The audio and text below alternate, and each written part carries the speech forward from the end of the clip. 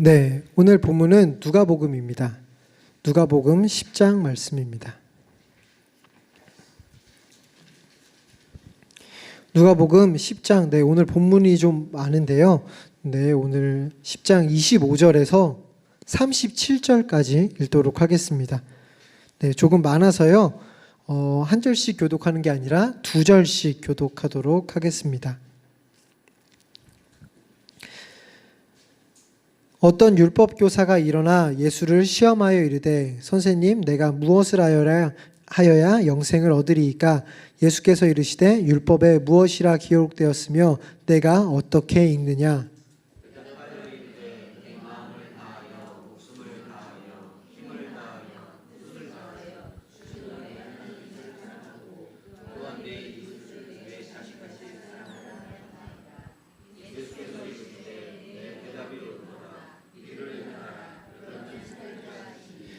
그 사람이 자기를 옳게 보이려고 예수께 여짜오되 그러면 내 이웃이 누구니이까? 예수께서 대답하여 이르시되 어떤 사람이 예루살렘에서 여리고로 내려가다가 강도를 만나매 강도들이 그 옷을 벗기고 때려 거의 죽은 것을 버리고 갔더라.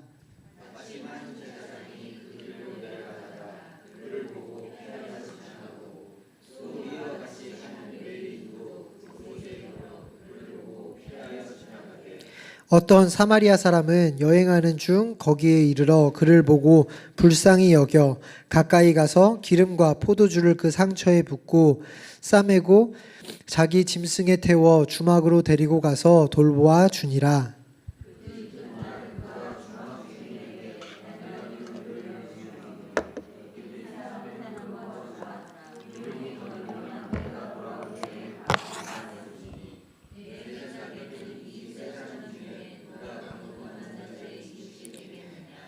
마지막 절은 함께 읽도록 하겠습니다. 이르되 자비를 베푼 자이니이다.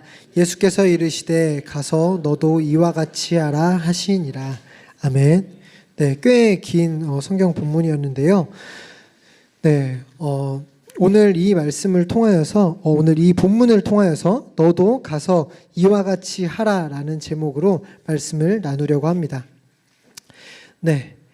요새는 뉴스를 봐도 대화를 해봐도 참 한숨만 나오는 시국인 것 같습니다. 충분히 좀 많이 놀랐고 충분히 많이 힘든데도 더 힘든 소식이 계속 쏟아지고 있는 것 같아요. 물론 이런 시국이라고 해서 감히 강단에서 정치를 이야기하고자 하는 건 아닙니다.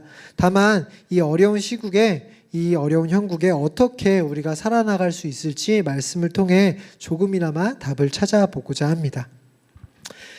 오늘 본문은 너무나도 잘 알려져 있는 선한 사마리아인 이야기입니다. 목사님도 설교 중에 좀 인용도 하셨던 본문인데요.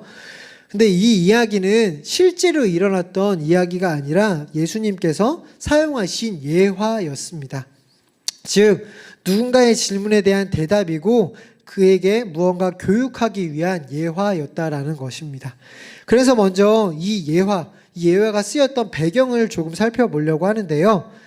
이 예화가 나오게 된 배경에 질문자는 율법교사입니다. 당연히 율법교사니까 율법을 너무나도 잘 알고 있던 사람입니다. 율법을 잘 알고 있던 사람이 지금 예수님께 나와 질문을 한다라는 거예요. 이런 맥락이니까 왜 율법을 잘 알고 있는 사람이 질문을 하지? 이게 아는 만큼 질문한다고 어느 정도 잘 알고 있던 율법교사가 율법의 초고수이신 예수님 앞에서 정말 수준 높은 질문을 하려나 보다 이런 생각을 할 수 있겠지만 안타깝게도 율법교사는 지금 시험하고자 하는 나쁜 의도를 가지고 질문을 하고 있다는 것입니다. 즉 궁금해서가 아니라 의도 자체가 불순했다는 거예요. 그 질문의 내용은 어떻게 하여야 영생을 얻을 수 있습니까? 라는 내용입니다. 예수님은 그의 나쁜 의도를 아심에도 불구하고 이제 이런 질문을 하지 마. 너 의도가 악하잖아.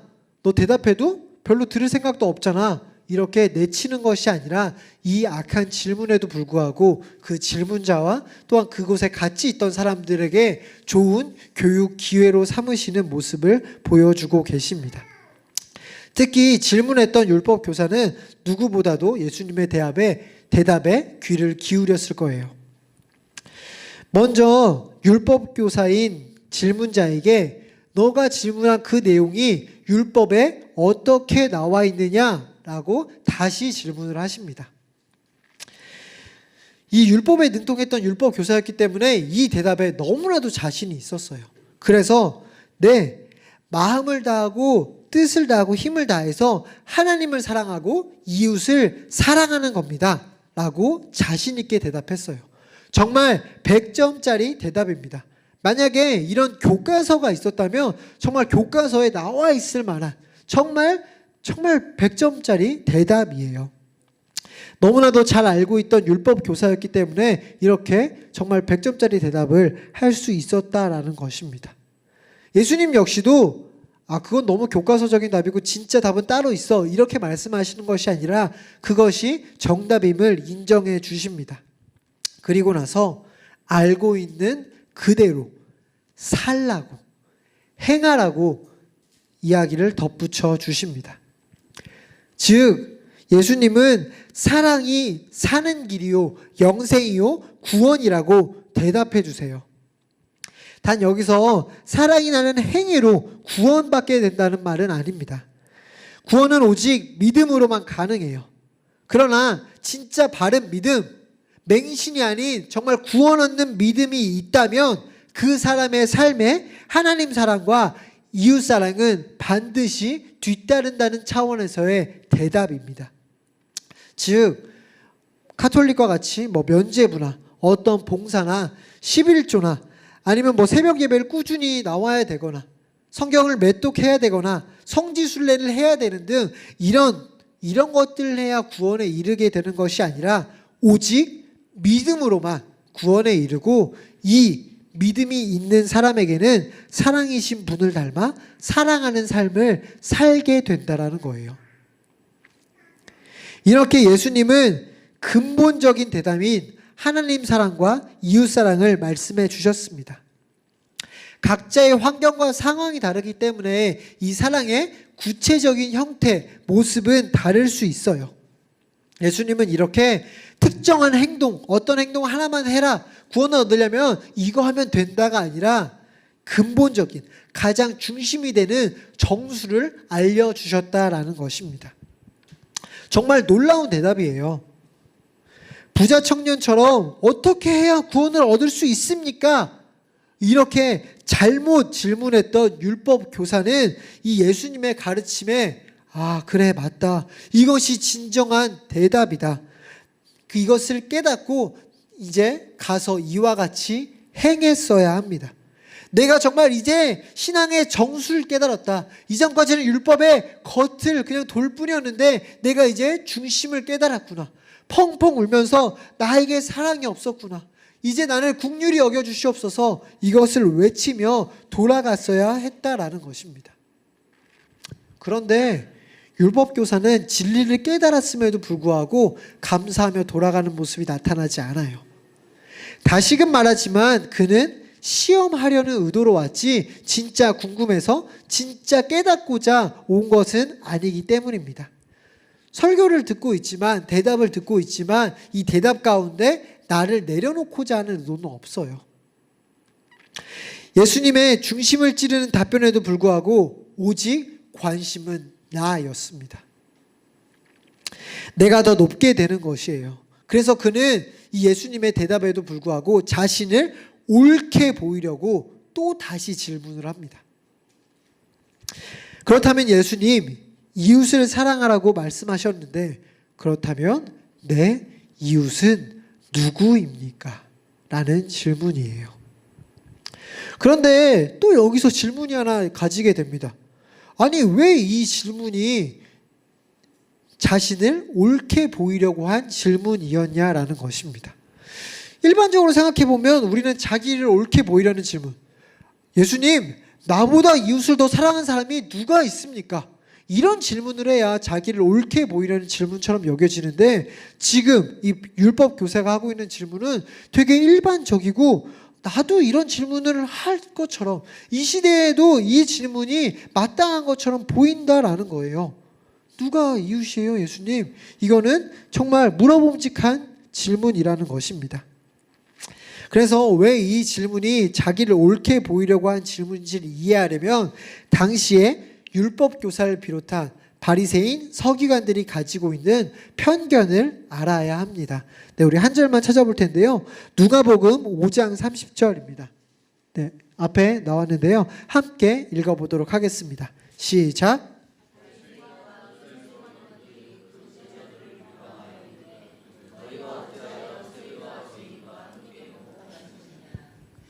네, 이들은 예수님의 제자들이 세리와 죄인이랑 어울리는 것을 이해하지 못했어요. 왜냐하면 이들에게 세리와 죄인은 이웃이 아니었기 때문입니다. 뿐만 아니라 이방인들은 개 취급했고요, 사마리아인들은 아예 상종조차 하지 않았어요. 따라서 이들이 가지고 있던 이웃의 범위는 굉장히 협소했습니다. 그들이 말하는 율법, 즉 장로들의 전통에 따라 살아가고 있는 자들, 자신이랑 견해를 같이 하는, 자신이랑 생각을 같이 하고 행동하는 그 정말 지극히 좁은 범위에서의 이웃이었다라는 거예요. 이런 전제하에 율법 교사가 기대했던 대답은 바로 유대인이다. 너의 이웃은 율법을 잘 알고 지키는 자다. 하나님의 선민 이스라엘이다. 하나님 앞에 정말 유대교로서 열심히 제사하는 자들이다. 이런 대답을 기대했던 거예요. 만약에 예수님이 정말 이렇게 대답했다면 곧바로 자신을 옳게 하면서 의시되면서 대답할 수 있는 말이 있었습니다. 나는 그 유대인들을 정말 사랑했다고. 내가 예수님도 보고 예수님 제자들도 봤더니, 아니 지금 죄인인 우리의 이웃도 아닌 그들과 어울리던 걸 내가 봤다고. 그러나 나는 그곳에 에너지를 뺏기지 않고 나의 모든 에너지, 모든 시간, 모든 물질을 아껴서 내 이웃인 유대인들께만 베풀고 있다고. 이렇게 자신을 의시되면서 내가 더 옳다고 이렇게 얘기할 수 있게 되었을 겁니다. 이렇게 오늘 율법 교사는 뭔가 배우려고 오지도 않았고 교만하고 자만해서 나만 더 드러내기 위해서 질문을 하고 있어요. 예수님은 그 의도, 의중을 분명히 알고 계십니다. 그래서 별로 가르치고 싶지 않으셨을 거예요. 그럼에도 불구하고 예수님은 간단히 말하고 대충 대답하고 돌려보내는 것이 아니라 이 사람을 깨닫게 하기 위하여서, 교육적 효과를 높이게 하기 위해서 예화까지 사용하는 모습을 보이고 있습니다. 정말 예화의 효과는 굉장히 높았어요. 왜냐하면 이 당시에 있는 사람들 뿐만 아니라 지금 우리조차도 이 예화가 훨씬 더 잘 기억에 남기 때문입니다. 우리도 다른 성경 본문들 그런 것보다도 이 예화의 내용을 훨씬 더 잘 기억하고 있다는 거예요. 이렇게 우리가 익히 알고 있는 이 예화가 율법 교사의 질문의 답변이라는 맥락 속에서 나왔다라는 것입니다. 즉 율법 교사가 잘못 알고 있는 사랑의 개념, 이웃의 개념을 무너뜨리기 위한 예화였다라는 거예요. 이 예화의 내용은 익히 잘 알고 계신 것처럼 또한 오늘 읽었던 것처럼 아주 간단합니다.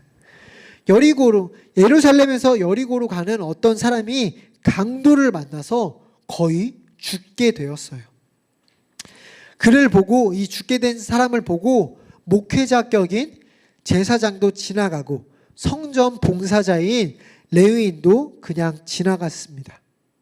그런데 사마리아인은 최선을 다해 사랑을 보여주었다라는 거예요. 굳이 사마리아인을 차용한 것은 무슨 다른 의도가 있기보다는 앞에 이야기했던 제사장, 레위인에 비해 굳이 특별할 것 없는 일반 성도, 일반 백성임을 나타내고자 한 것이었습니다. 그렇다면 일반적으로 이스라엘 백성이라고 해도 될 텐데 당시의 이스라엘 백성은 너무도 선민의식에 갇혀 있어서 너무도 특별 계층이라는 그런 교만함이 있어서 그런 것이 없는 사마리아인으로 표현한 것이에요. 사마리아인은 질문하고 있는 율법 교사를 비롯한 이 수많은 이스라엘 백성들에게 무시당하는 사람들이었습니다. 왜냐하면 이스라엘 사람과 다른 민족이 혼합된 혈통이었어요. 그렇기 때문에 순수한 혈통을 자랑하는 이스라엘에게 상종조차 안 하는 그런 낮은 취급을 당하는 계층이 바로 이 사마리아인이었다라는 것입니다. 그러나 분명히 그들은 그리심산에서도 예배했고 사마리아 사본도 발견되는 등 분명 예배하고 하나님을 아는 자들이었다라는 거예요. 그러니까 지금으로 말하면 신학교를 나오거나 아니면 우수한 제자훈련 과정을 다 거쳐서 대단한 성경 지식이 있는 것도 아니고 리더의 자리에 있는 것도 아니고 몇 대째 신앙의 집안인 것도 아니고 또한 특별한 직분 이런 것도 있는 것이 아닌 지극히 평범한 성도였다라는 거예요. 교회에서도 특별한 것이 없었고요. 또한 사회적으로는 무시당하는 계층이었다라는 것입니다. 이렇게 사회적으로도 교회적으로도 특별할 것, 내세울 것 없는 평범한 계층이었다라는 거예요. 그러나 분명히 하나님의 사랑은 알고 있던 자들입니다. 이러한 일반 성도 사마리아인이 보였던 사랑의 실천은 단순히 그냥 착한 일 해야지. 그래, 우리는 기독교인이니까 말씀에 이웃사랑하라고 했으니까 어려움 당한 사람이 있네. 그래, 그래도 좀 도와주자. 119에 신고라도 해주자. 돕는 척이라도 하자. 이런 것이 아니었습니다. 안 도와주고 넘어가자니 내 마음이 그냥 깨름직하니까 도와주는 척을 한 게 아니라는 거예요. 그는 그 자리에서 곧바로 자신의 소유인 기름과 포도주를 부어 응급처치를 하고 있습니다. 그냥 우리가 생각할 땐 기름, 포도주 이렇게 생각하지만 여행객에게 기름과 포도주는 굉장히 중요한 거예요. 근데 이것을 곧바로 정말 아끼지 않고 부어서 치료에 사용하고 있다는 것입니다. 직접 안전한 곳까지 옮기고 그곳에서 같이 간호하다가 치료비를 넉넉히 주고 떠나는 모습이 나타나요. 이런 것을 볼 때 시간이 여유가 있었던 것 같지도 않아요. 이렇게 이제는 급히감 가운데서도 혹여나 더 치료비가 필요하다면 내가 돌아와서 갚을겠다고, 다시 돌아오겠다고, 그냥 어느 정도 돕고 끝내는 것이 아니라 다시 와서 살피겠다라고 말하고 있다라는 것입니다. 이렇게 정말 시간과 물질을 투자해서 어려움을 돌봤어요. 그 사람의 위기를 보고 최선을 다해 국률한 마음을 가지고 도왔다라는 것입니다. 정말 강도 만난 자에게 예수님의 마음을 가지고 그를 돕는 모습이 나타나고 있습니다. 이러한 내용의 예화를 마치며 예수님이 다시 율법 교사에게 질문해요. 누가 강도 만난 자의 이웃이 되겠느냐? 근데 이 상황에서 보통 우리가 생각하기에 율법 교사는 아니 예수님 약간 비약이 있습니다. 어떻게 저 천한, 저 정말 상종도 안 하는 사마리아인이 그 강도 만난 자를 돕는데 우리의 대단하고 높으신 제사장님이 열심히 봉사하시는 저 레위인이 그를 무시하고 갈 수 있겠습니까? 예수님의 예화는 너무 비약적입니다. 이렇게 말하고 있지 않다라는 거예요. 왜냐하면 그가 생각하기에도 진짜 제사장 레위인이 그를 보고 지나쳤을 것 같기 때문입니다. 왜냐하면 당시에 그들이 정말 목숨 걸고 지켰던 율법에 의하면 시체에 접촉하면 부정해져요. 그러니까 죽어가는 그 사람을 보면서 아직 죽지 않았음에도 불구하고 혹여 죽었을까봐, 혹시 내가 다갔을 때 죽을까봐, 그럼 나는 부정해지니까 부정해지기 싫어서 피해 멀찍이 돌아가는 모습이 나타나고 있다는 것입니다. 이러한 모습이 일반적인 정말 현실감 있는 예시라는 거예요. 그러니까 율법 교사도 그건 너무 비약적인 예시입니다 라고 하는 것이 아니라 인정할 수밖에 없던 예시라는 것입니다. 이렇게 율법 교사는 자신이 가지고 있던 혈통이나 조건, 정말 그런 유대인이라는 틀이 아니라 자비를 베푼 자가 이웃이라고 대답할 수밖에 없었습니다. 이렇게 예수님은 예화를 통해서 이웃의 범위에 대한 그릇된 편견을 허물어 주시고 진정한 진리를 깨닫게 해주셨습니다. 자, 그런데 이 시대에도 율법 교사와 같이 이웃사랑의 범위를 매우 좁게 생각하는 사람들이 있는 것만 같습니다.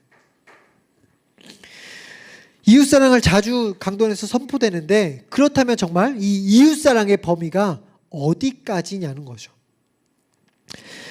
우리 교인들 중에 혹시 어려운 분이 있습니까? 그러면 내가 돕겠습니다.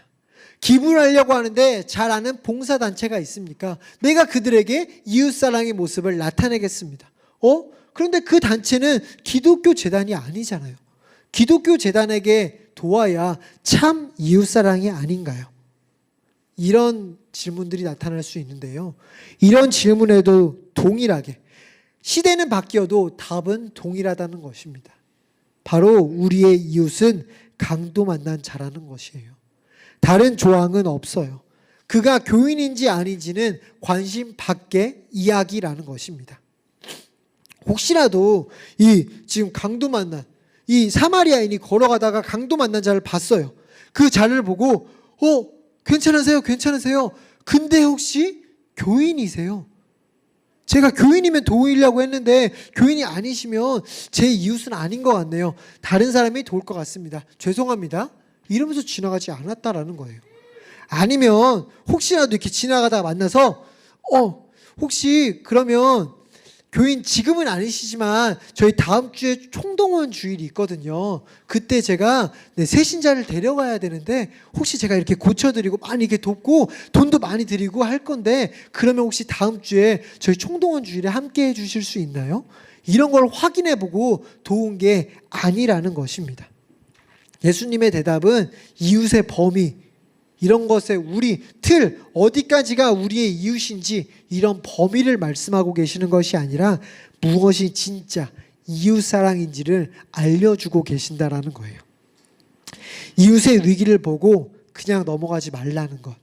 나와 특별히 관계가 없어도, 나에게 예전에 잘해준 일이 없어도, 혹여 내가 이렇게 돕고 나서 그 사람에게 어떤 혜택, 어떤 보답을 얻을 것이 없더라도 그냥 그에게 도움이 필요해 보이면 도우라는 거예요. 정말 이 시대에 참 어울리지 않는 이야기입니다. 이기주의가 만연해 있는 지금 있을 수 없는 교훈, 어울리지 않는 교훈이에요.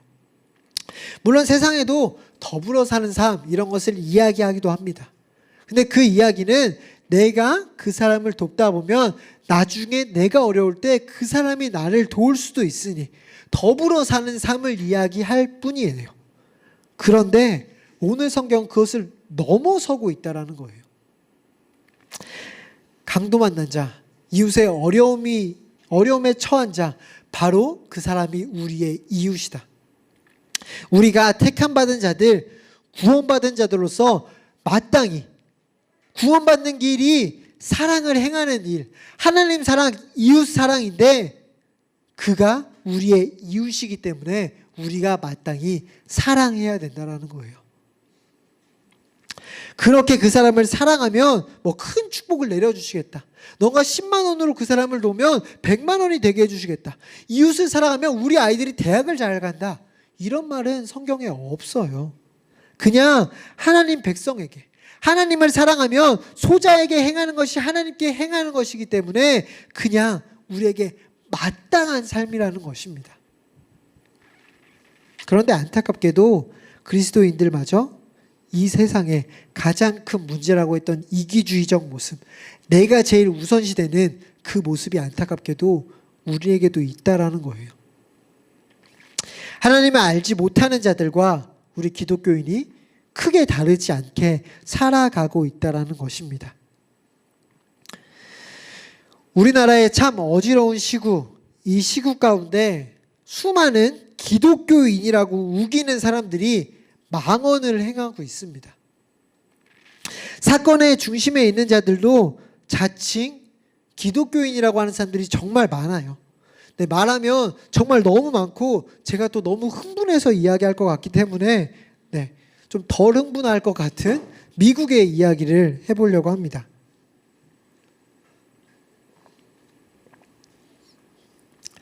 네, 솔직히 지금 우리나라 시국이 너무 시끄러워서 좀 덜 충격을 받았지만 트럼프의 당선은 정말 세계적으로 너무 큰 충격으로 다가왔던 일이었습니다. 정말 트럼프가 얘기했던 수많은 공약 그런 것들이 정말 기독교회가 말하는 이웃사랑과 좀 너무나도 많이 멀어져 있었던 공약들이었기 때문입니다. 그런데 출구 조사에 따르면 트럼프를 뽑은 대다수의 사람들이 바로 백인 기독교인들이었대요.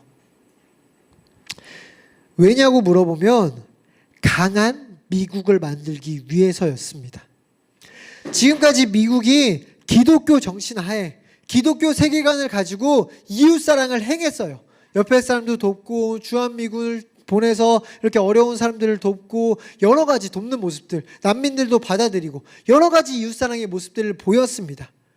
그런데 그렇게 하다 보니까 미국이 강대국으로서의 정말 독보적인 1등으로서의 그 모습을 잃고 있다는 거예요. 이웃사랑을 하고 있는데 정작 이웃사랑을 하고 있는 미국이 예전만큼 풍요롭게 살고 있지 못하다라는 겁니다. 내 삶의 질이 떨어지고 있다는 거예요. 그러니까 다시 우리를 부자로 만들어주, 우리를 윤택하게 만들어주, 우리를 독보적인 1등으로서 다른 사람들을 우러러보게 만들, 다른 나라가 우러러보게 만들 그런 강한 대통령이 필요했다라는 거예요. 이제는 더 이상 이웃사랑 하지 말고 우리를 위해서 우리를 부강하게 해줄 그 대통령이 필요했다라는 겁니다. 이제 이웃사랑하지 말자라는 거예요. 이 이웃사랑하지 말기를 위해서 기독교인들이 투표했다라는 것입니다. 이렇게 말씀은 듣지만 기독교인이라고 외치지만 그것이 삶이랑 연결되고 있지 않다라는 거예요. 외치는 내용과 실제 행동이 연결되지 않는다라는 것입니다. 배운 내용, 아멘하며 화답한 내용이 삶으로 이어지지 않고 있다라는 거예요. 사랑을 외치고 있지만 언제나 그 중심에는 내가 속한 단체가 있다라는 것입니다. 이런 모습이 비단 일부 기독교인, 미국 기독교인들의 모습일까요?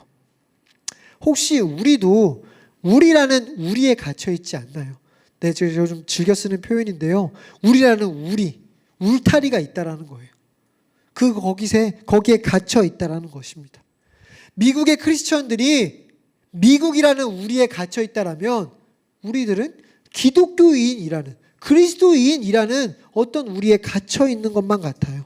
그래서 투표할 때도 어떤 사람을 뽑을 때도 기독교인인지가 굉장히 중요합니다. 물론 지금은 기독교인들에게 많이 실망해서 그런 모습이 없었지만 불과 몇 년 전만 해도 그 사람이 종교인이니까, 그 사람이 기독교인이니까 투표해야 된다는 이야기들.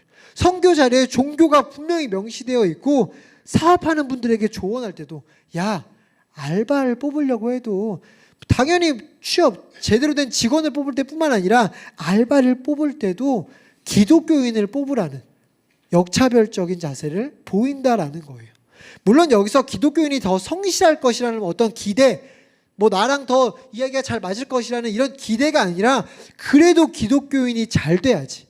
기독교인이 대학도 잘 가고 취업도 잘 돼야 교회가 할 말도 있고 하나님께 영광이 되지라는 이상한 논리를 펴면서 역차별을 당연시한다라는 것입니다.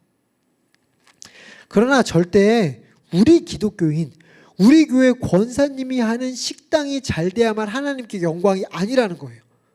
우리 교회 권사님이 식당을 하고 있었는데 반대편에 불교 신자 사람이 똑같은 업종에 비슷한 그 맛을 내는 식당을 펼쳤다고 해봐요. 그럼 우리는 가서 저주를 퍼붓고 그 가게가 망하라고 기도하고 일부러 더 열심히 우리 교회 우리 권사님 그 식당에만 가서 장사를 해주고 그러다 혹여 그 불교 신자 가게가 망해요. 그럼 기도응답이라고. 이런 게 절대 아니라는 겁니다. 이런 식으로 우리가 이원론 속에 빠지고 있다라는 거예요. 교인들은 거룩하고 세상은 부정하다라는 이런 잘못된 우리에 갇혀 있다라는 것입니다. 예화 속에 시체를 부정하다 여겨서 피해 돌아간 제사장, 레위인처럼 우리도 어쩌면 세상을 부정하다고 여겨서 모두 피하고 있는데 그런 행동은 옳지 않다라는 거예요. 세상엔 죽어가고 있는 수많은 사람들이 있습니다.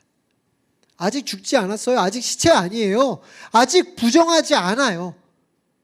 그런데 우리는 그 강도 만난 자들, 그 죽어가는 자들이 부정하다며 그들을 피해 돌아가지 그들의 위기를 돌아보고 있지 않다라는 것입니다.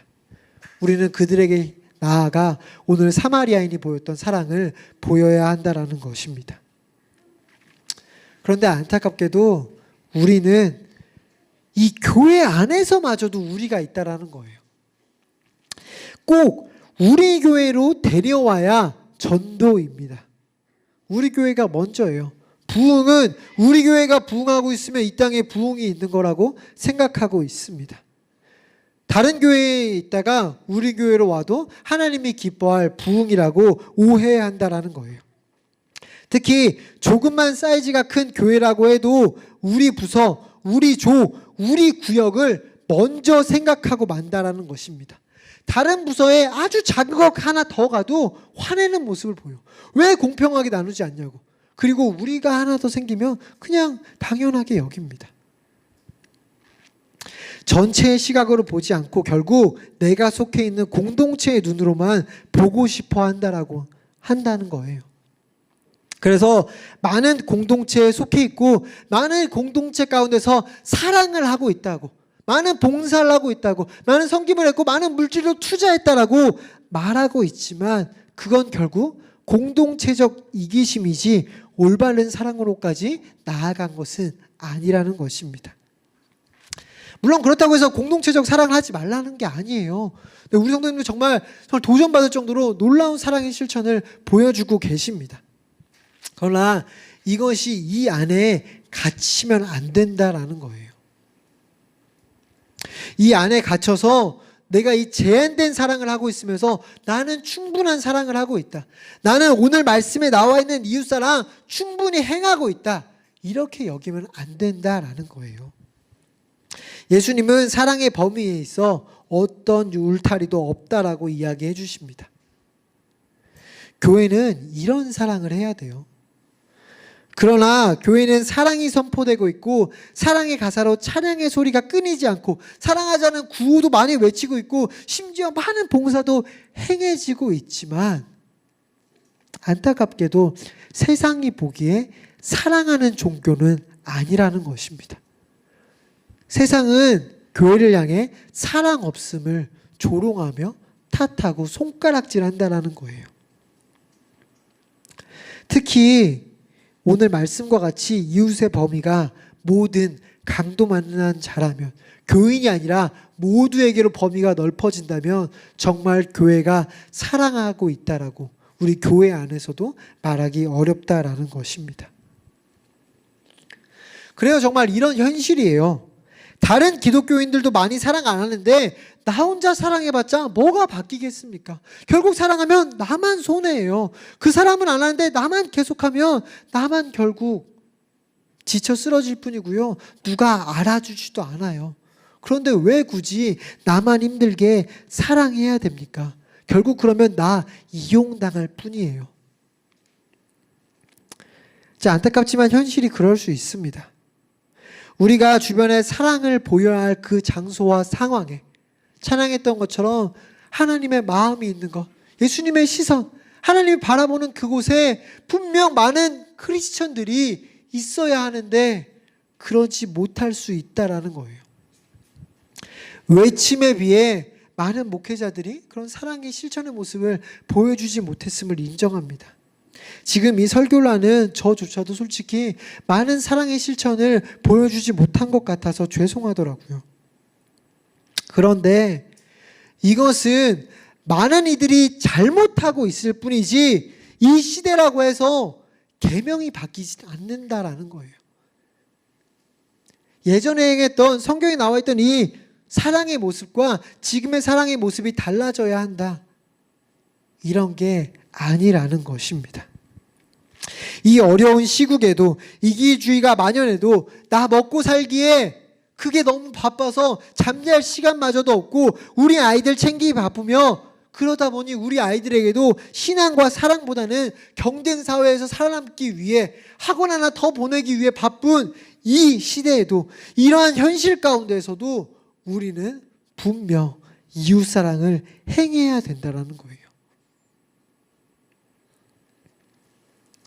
오늘의 마지막 절을 함께 다시 한 번만 읽어보도록 하겠습니다.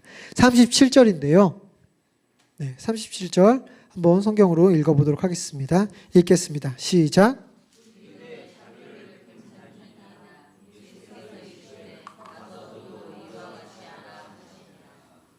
네, 가서 이와 같이 하라.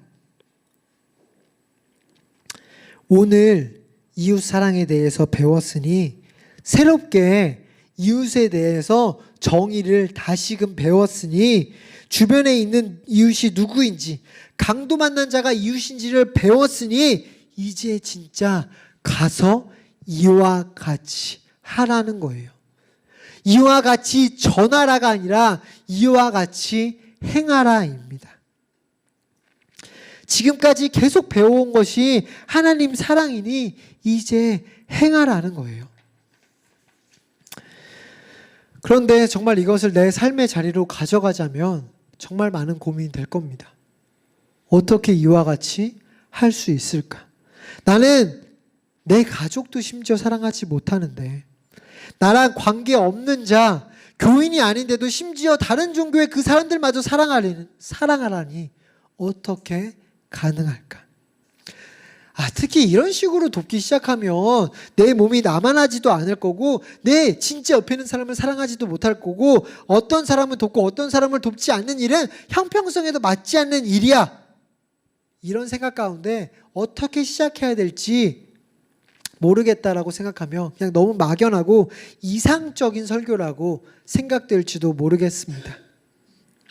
그러나 분명 우리가 읽고 들은 우리가 배우는 이 말씀을 가지고 묵상하면서 이 말씀의 눈으로 내 삶의 여러 현장들을 바라볼 때 보인다라는 거예요.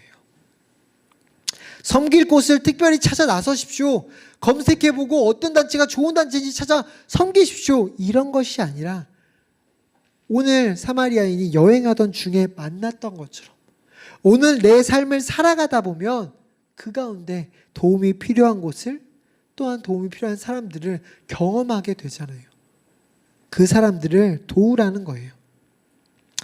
누구를 어떻게 도와야 할지, 무엇으로 사랑해야 될지 명확하게 알려주시는 분이 계십니다. 구름기둥과 불기둥으로 우리를 인도해 주시는 분이 계시다라는 거예요.